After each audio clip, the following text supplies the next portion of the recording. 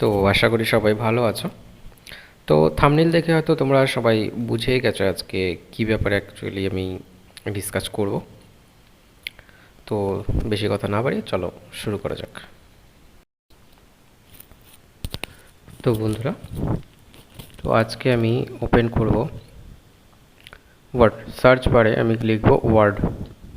Word লেখার পর word যা আসবে সেটাকে আমি ওপেন করব, আমার এমএস ওয়ার্ড যেটা। এখানে একটা ব্ল্যাঙ্ক পেজ আছে, ব্ল্যাঙ্ক ডকুমেন্টটা আমি ওপেন করব। ওপেন করার পরে আমার কাছে কিন্তু একটা ব্ল্যাঙ্ক পেজ ওপেন হয়ে গেছে, দেখতেই পাচ্ছ।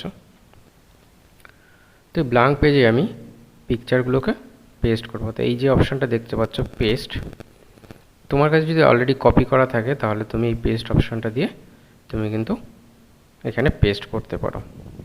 তো এই দেখো, আমি পেস্টে যেই ক্লিক করলাম আমার কিন্তু ফটোটা দেখিয়ে দিল। তো এটা একভাবে করা যায়। এছাড়াও এই ইনসার্টে ক্লিক করে এখানে পিকচার লেখা দেখবে, এই যে পিকচার অপশানে ক্লিক করে আমি দিস ডিভাইসে ক্লিক করব। দিস ডিভাইসে ক্লিক করার পর যে জায়গায় আমার ফটোটা আছে সেই ফোল্ডারটা কিন্তু আমাকে ওপেন করতে হবে। তো আমার এখানে যে ড্রাইভগুলো আছে এই ড্রাইভের মধ্যে কিন্তু তুমি যে ড্রাইভে তোমার ফাইলটা রেখেছো সেই ড্রাইভে কিন্তু ক্লিক করতে হবে। ওকে, তো অ্যাকচুয়ালি আমি রেখেছি ডাউনলোডে। তো আমি ডাউনলোড ফোল্ডারে চলে যাই।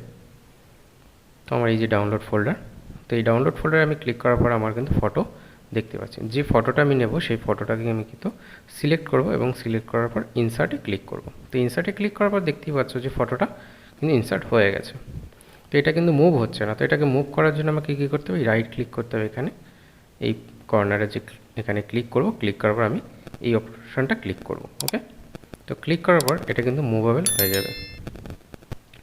দেখো এটা কিন্তু মুভ করছে। তো এটা আমি কিন্তু রিসাইজ করে নিতে পারবো আমার সুবিধা মতো। তো আমি এটা রিসাইজ করে নিলাম। তো এবার আমি আরও একটা ফটো পেস্ট করব, কারণ ব্যাক পেজ করতে হয়, তোমরা জানো। তো আমি ব্যাক পেজ নিয়ে নিচ্ছি। আমার ফোল্ডার ছিল ডাউনলোড ফোল্ডারে রয়েছে। তো আমি একটা ফটো আমি অ্যাড করে নিচ্ছি। তো ফটোতে ক্লিক করার পর আমি কী করব, ইনসার্টে ক্লিক করব। ওকে, তো আমি ইনসার্টে ক্লিক করলাম, দেখো ফটোটা কিন্তু চলে এসছে। তো এটা মুভ হচ্ছে না, তো এটা আমাকে মুভ করাতে হবে। তো আমি মুভ করানোর জন্য আমি এখানে ক্লিক করলাম। তো এটা মুভ করবে এবার। তো আমি এটা একটু রিসাইজ করে নিলাম এবং আমার সুবিধা মতো আমি এটা পজিশন দিয়ে দিলাম। ওকে, তো আমি এটা পজিশন দিয়ে দিলাম। এবার আমাকে কী করতে হবে, এটাকে পিডিএফ ফরম্যাট করতে হবে, রাইট। তো আমি এটাকে কী করব, পিডিএফ করব। তার জন্য আমাকে ক্লিক করতে হবে ফাইল, দেন সেভ অ্যাস, এবং যে ফোল্ডারে আমি এটাকে সেভ করতে চাই তো আমি কী করব, ব্রাউজে ক্লিক করব।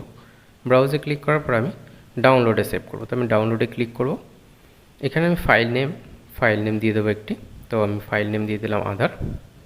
ওকে, তো সেভ অ্যাস টাইপ আমি এখানে ড্রপ ডাউন মেনুতে ক্লিক করব। ড্রপ ডাউন মেনুতে ক্লিক করার পর এখানে দেখতে পাচ্ছ পিডিএফ অপশানটি আছে। তো আমি পিডিএফে ক্লিক করলাম।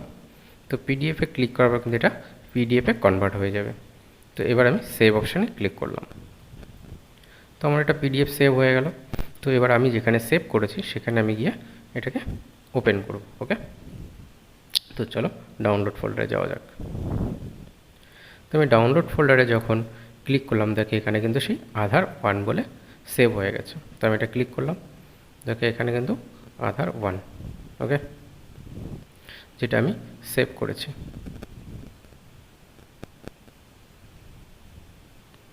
এটা কিন্তু পিডিএফে তৈরি হয়ে গেছে।